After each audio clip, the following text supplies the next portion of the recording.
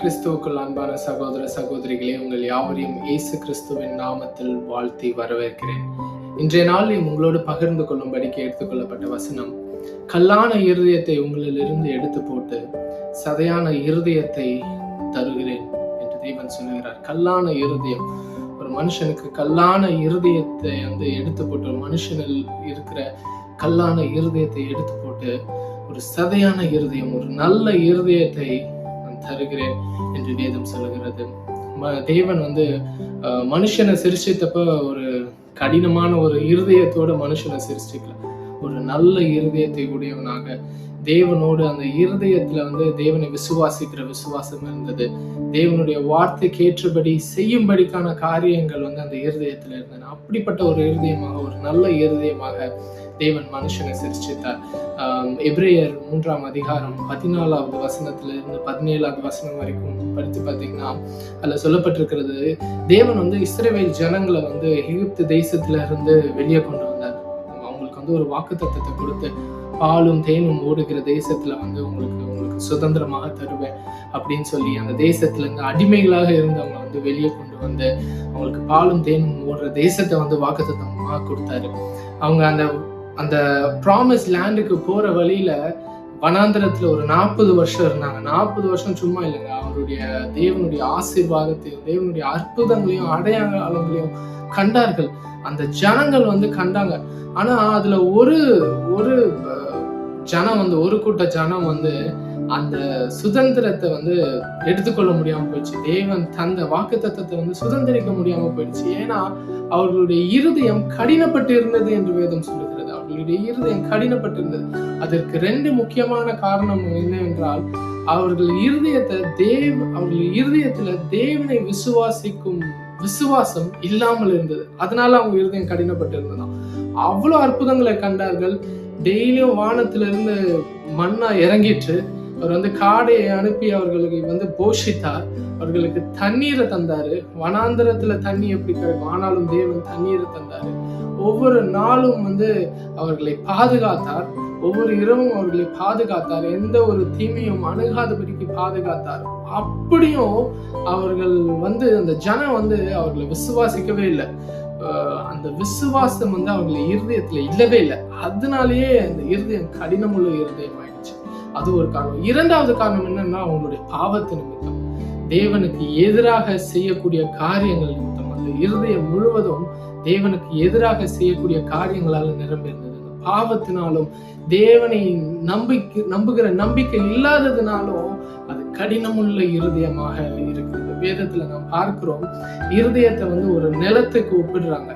நல்ல நிலமாகிய நிலத்துல இருதயத்துல விதைக்கணும். அப்பதான் அது 30, 60, 100 பலன் கொடுக்கும் என்று ஏசப்பா சொல்றாருல, ஒரு உவமைகள் சொல்லுகிறாங்கல்ல. சோ நல்ல நிலமாக நம்மளுடைய இருதயம் இருக்க வேண்டும். அந்த நல்ல நிலம் எப்படி அப்படிப்பட்ட ஒரு இருதயமாக மாற முடியும்? கடினமுள்ள ஒரு கல்லு போல ஒரு உணர்வற்ற இருதயத்தில இருந்து எப்படி ஒரு நல்ல நிலமாக மாற முடியும்? யார் அதை மாற்ற முடியும் என்று பார்த்தீங்கன்னா, அது தேவனால மாத்திரமே. அவரால மாத்திரமே. He's our gardener. இந்த அக்ரிகல்ச்சரல் எல்லாம் பாத்தீங்கன்னா, ஒரு கடினமான ஒரு லேண்ட் இருக்குதுன்னா, அந்த இடத்துல போயிட்டு என்ன விதைய போட்டாலும் எதுவுமே ஒரு கனி தருகிற அளவுக்கு எந்த மரமுமே வளராது. அதனால அதை என்ன பண்ணுவாங்கன்னா, நல்லா ப்ளவ் பண்ணுவாங்க, நல்லா ப்ளவிங் பண்ணுவாங்க, பண்ணி அந்த சாயில சாஃப்டன் பண்ணுவாங்க. அது ஒரு ப்ராசஸாவே நடக்கும். ஹார்டனா இருந்த சாயில சாஃப்டன் பண்ணி, அந்த கார்டனர் சாஃப்டன் பண்ணி, இதுக்கப்புறம் அந்த நிலத்துல ஒரு விதையை போட்டோம்னா அது ஒரு மரமாக வளர்ந்து அது கனி தரக்கூடிய விதத்துல அந்த கார்டனர் என்ன பண்ணுவாருன்னா, அந்த நிலத்தை நல்லா பண்படுத்துவார். பண்படுத்தி ஒரு கல்லு போல இருக்கிற நிலத்தை ஒரு சாஃப்டன் நிலமாக மாற்றுவார். ஸோ தட் எந்த ஒரு சீட் போட்டாலும் அது ஒரு மரமாக வளர்ந்து ஒரு கனிகளை தரக்கூடிய விதத்துல வளரணும் அப்படின்றதுக்காக அந்த சாயில், அந்த லேண்டை நல்லா பண்படுத்துவார்.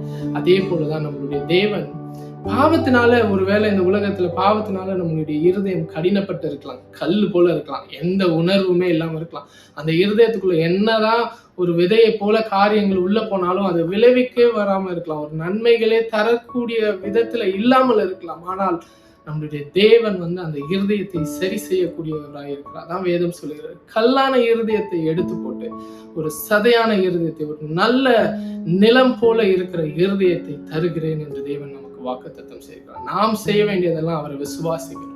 இயேசு கிறிஸ்துவை இந்த உலகத்துல அனுப்பி நமக்காக மரிக்க செய்த தேவன், உயிரோடு எழுப்ப செய்த தேவன், அவர் நம்முடைய இருதயங்களை மாற்றக்கூடிய வல்லவராக இருக்கிறார். ஒரே விஷயம் தான் நம்ம பண்ணோம், அவரை விசுவாசிக்க வேண்டும். அவருடைய அவர் மேல வைக்கிற விசுவாசத்தினாலதான் அந்த கடினம் உள்ள இருதயம் ஒரு நல்ல நிலமாக, நல்ல இருதயமாக மாற முடியும். நம்மளுடைய சுய கிரியைகளினால அந்த ஒரு கடினமான இருதயத்தை நானே என் இருதயத்தை சரி பண்ணிக்கிறேன்னு பண்ண முடியாது. என்னுடைய சுய சிந்தனையினால பண்ண முடியாது, சுய கிரியைகளால பண்ண முடியாது.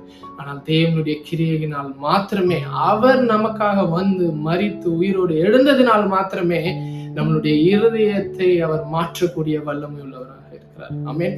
அவரை விசுவாசிப்போம், இயேசு கிறிஸ்துவை விசுவாசிப்போம். நல்ல நிலமாக நம்மளுடைய இருதயம் இருக்க வேண்டும். அப்படிதான் எல்லா நன்மைகளும் விளைவிக்கக்கூடிய, எல்லா நன்மைகளும் வாழ்க்கையில நாம் அடையக்கூடிய விதத்துல நம்மளுடைய இருதயம் இருக்கும் பொழுது, எந்த ஒரு கடினமான சூழ்நிலையின் மத்தியிலும் ஒரு நல்ல நிலத்துல விதைக்கப்பட்ட விதையை போல நம் இருதயம் இருக்கும் பொழுது, நம்முடைய வாழ்க்கை கனி தரக்கூடிய விதத்துல, ஆசீர்வாதமான விதத்துல இருக்கும். கர்த்தர் உங்களை ஆசீர்வதிப்பாராக. ஆமென்.